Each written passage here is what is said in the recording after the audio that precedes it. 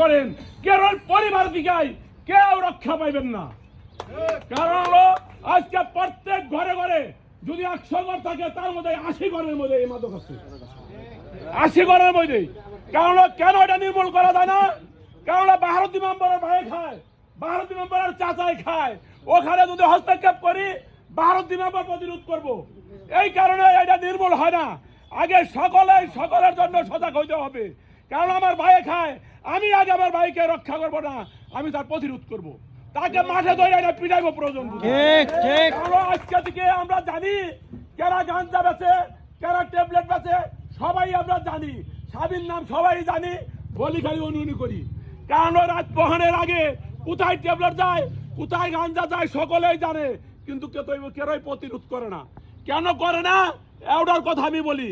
প্রতিরোধ করে দেখছি, ধৈর্য দেখছি, চালান করে দেখছি, আজকে চালান করে দেয়, কালকে সকালবেলায় আইসে আমার বিধ্বংস দেখায়, তখন আমরা নিরুপায়।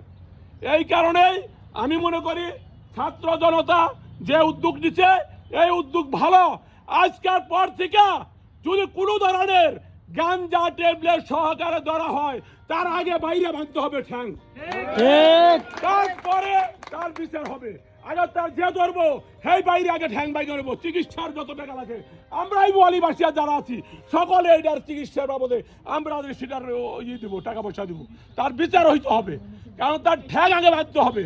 যে পর্যন্ত 2-4টা ঠ্যাং না বাঁধতে হবে ওই পর্যন্ত এই বোয়ালি নন্দিকা এই ট্যাবলেট প্রতিরোধ হবে না। আমরা বলি শুধু খালি 6 নম্বর বোয়ালি যান ইয়ার চেয়ে বেশি, গাছবাড়ি যান ইয়ার চেয়ে বেশি, নয়াপাড়া যান ইয়ার চেয়ে বেশি।